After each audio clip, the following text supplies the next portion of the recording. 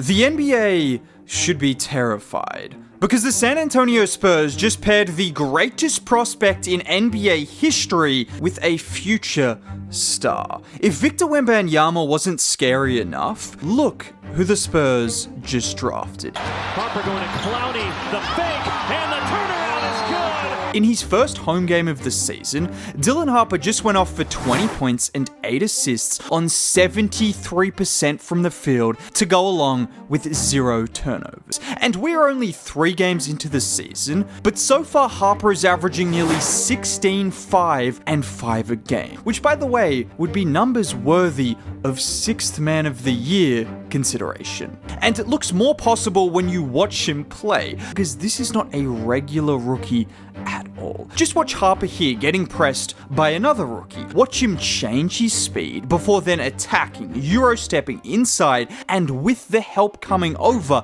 he still finishes with his left. Or here, where this time he's being pressed by a much better defender. But it doesn't matter, as Harper turns him and then the sneaky hook, and once he gets downhill, his ability to contort his body in midair on those finishes, it's just nasty. Those were Dylan Harper's first 2 buckets of the game. Just his first 2 buckets. And he was attacking relentlessly the entire game. And when you are this good at attacking and finishing, obviously you're even more dangerous in transition, where this time he gets the pass from Wemby, and look at him attack downhill, the in and out dribble, and then just halts to a stop and pivots inside before the soft finish. If you've watched any of my videos about Dylan Harper, or if you've watched any Dylan Harper clips at all, you would know this is what makes him special. And I don't want to set the expectations too high, but the way he can change speed, use his size, his agility, his handle to get into the paint at will,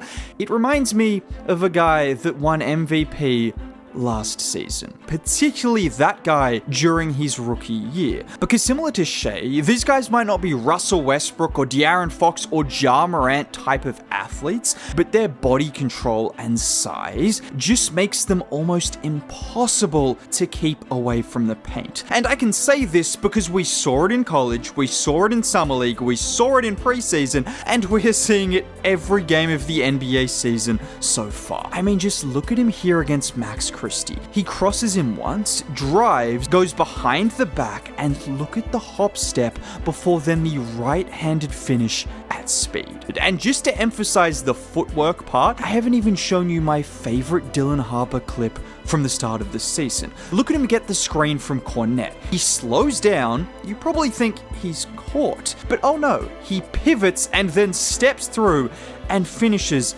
against the 7-footer. And when I say Dylan Harper is good at getting downhill, when I say he is not a regular rookie, currently the top 5 players in the NBA for field goal attempts at the rim are Giannis, surprise, Zion, Wemby, Dylan Harper, and Anthony Davis. 4 of the best players in the league, 4 of the most physical players in the league. All of them are bigs, and then there's a rookie point guard on that list. Do you know how crazy that is? And just to go a step further, Dylan Harper has currently taken 32 point attempts this season. 27 of them have been within 5 feet. And some people might look at this and think it's a concern. Well, he can also score from the mid-range. He is going to improve as a 3-point shooter. He has good free throw numbers and solid form. This is not someone incapable of scoring outside the paint. This is just someone so good, even as a rookie, at getting to his spot, that why would he do anything else? Is anyone telling Giannis or Zion to not attack? Well, if Dylan Harper is doing what those guys are doing,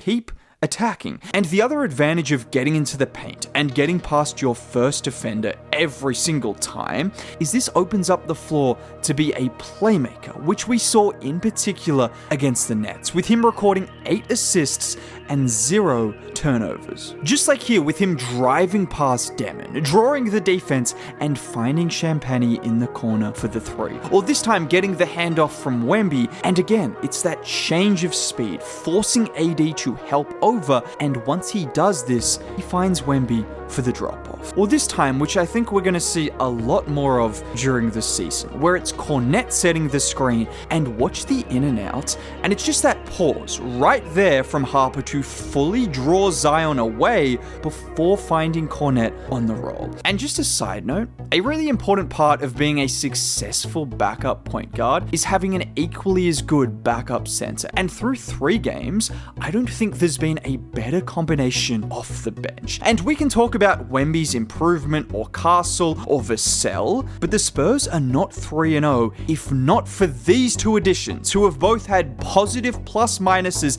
and massive impacts in each of their games so far. And I think as their chemistry only grows, they're only going to get better and better off the bench. And we can also see them in starting lineups with Wemby as well, as we have seen with those double big lineups. But just getting back to Harper, even a play like this just shows his maturity and understanding of the game, where he screens for Wemby initially, Wemby then gives it back to him, and immediately he recognizes the cut and finds Wemby for the 2.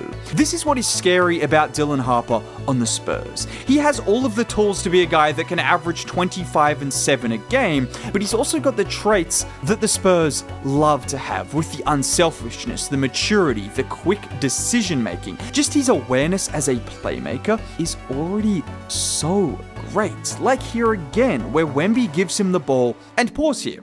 You would think he might try and find Wemby in the middle of the floor, right? But he spots Claxton helping over from the corner and instead rifles the pass to Johnson for the 3. That is a split-second recognition and decision. And you see this in all parts of his game, the maturity, the decision-making, the focus. Should we really be surprised considering who his dad is? But still, to be this impressive 3 games into the season, I had high hopes, but he is exceeding them. And I know everyone is seeing these performances from Harper and Castle, and the conversation is about De'Aaron Fox.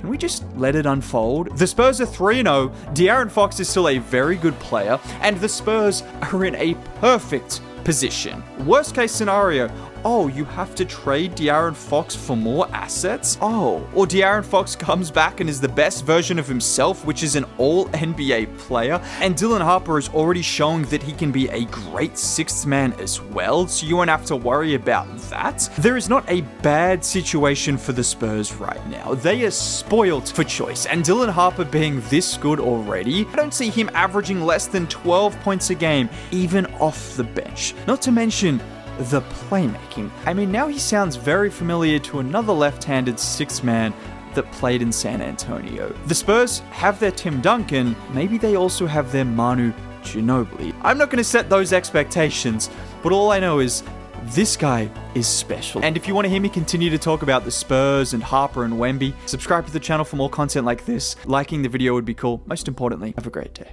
Bye.